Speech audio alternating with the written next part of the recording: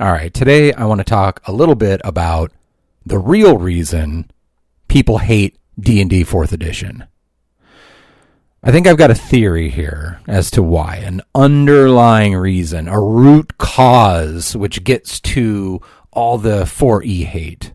Now, most of the people who hate 4E, they didn't really fairly evaluate it. They played a couple of sessions, maybe the intro module, or, played for a little bit. It was so radically different from the D&D they were used to that they hated it. Now, maybe their reason is it's too much like a video game, too much like a board game. All the classes feel the same. A common complaint you'll hear is like the fighter feels like a wizard because everyone has powers now. And powers are like spells. So, what's going on there? Everyone has powers. Does that mean everyone's like a wizard? I don't think so. We'll get into that maybe. But if you look at the wizard, they still have all the old spells. They just work a little bit different. All right. And, okay, maybe the game is a little bit more like a board game. A lot like a board game. It's a reaction to WoW. Okay, that's fine. But are these just really bad ideas, a whole bunch of really bad ideas the designers came up with and just threw into a game hoping something would work? Or is there a fundamental design principle guiding everything in 4th edition and from which all of these things spring forth and adds up to a whole bunch of 4E hate? I'm going to talk about that. So here's my theory. I think the reason why you hate 4E, or everyone hates 4E, is because of time management. In 4E, time is handled completely differently than in any other edition. And I think this is the root cause of all the problems that people have with it. Now, I personally think that root cause is okay, and I'm, maybe going to explain a little bit why I think that's the case. Now, if you're playing another edition, you love it, you hate 4E, I'm not trying to persuade you. I'm just saying maybe take a look at 4E on its own merits. So what do I mean by time management? Well, in many of the other editions, if not all the other editions, time is parceled out much more naturally to the real world. And what this creates is something that feels more narrative. And so the common complaint is it just feels like a video game. It just doesn't feel like I'm telling stories. Now, you've heard me complain about why I don't think we should be telling stories with these games. You can listen to that if you want. But the way that time is managed in 4E does not lend itself to the same narrative structures that we're used to.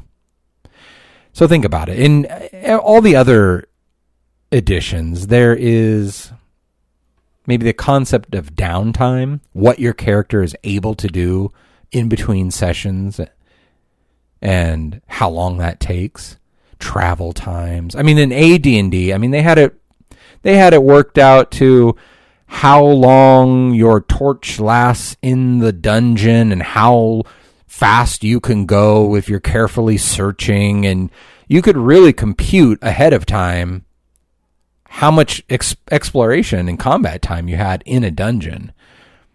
Now, I would call that a game element, but that coupled with overland travel times and everything else, you get a game that really feels alive. I think AD&D is probably the best edition.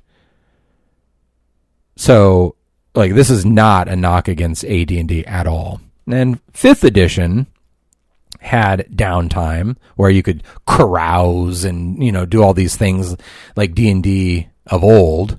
So they kind of fixed that. They got away from the 4E time management. But in 4th edition, there is no downtime.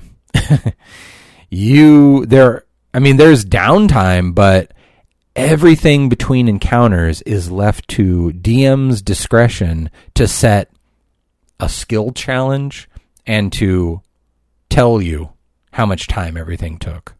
Now, I played in 4E for years and had a really great DM who knew how to run that game. And we had some amazing stories. Okay. You can do all of this in 4E if you trust your DM. But what happens if you're kind of trying to get away from DMing for all the reasons I've mentioned? Well, 4E seems like a bad choice because, okay, let's talk about time in 4E for a second. A round is 6 seconds. Okay. An encounter has about 10 rounds in it. Therefore, the average encounter is about 1 minute. The entire encounter can be done in 1 minute of game time. Okay, so it also says in the rules for 4E that there should be, 8 to 10 encounters per level. Let's just say 10 to keep it even. 8 combat encounters and a couple of skill challenge encounters with your quest inside and, mini quest, whatever. So you've got 10 encounters per level, 30 levels. That's 300 minutes. 300 minutes of game time. And what is that? Like 5 hours. Your entire adventuring career is condensed into 5 actual hours of gameplay. Now, if you look in the rules, there's supposed to be all this time in between, but in 4E, they also tell you that you should be having about 4 or 5 encounters per day. So they're only expecting you to use 2 daily powers per level. And that's just the math that they have to make everything work. But the problem is they have those hours. They could have called it something else besides daily. I mean, it makes sense in D&D, but they also say daily is 24 hours. It's a normal day. And you have to wait at least like 18 hours or something to get a 6-hour good night rest, to have an extended rest. So really, if you're thinking about it, I mean, you're going to be doing a level in a weekend of game time. So in 4E, you're really not this ragtag band of heroes out adventuring in the wilderness and just years go by. You're the Army Reserves. I mean, you're National Guard or something. You on the weekends, you're going out there and you're crushing 10 encounters and leveling up.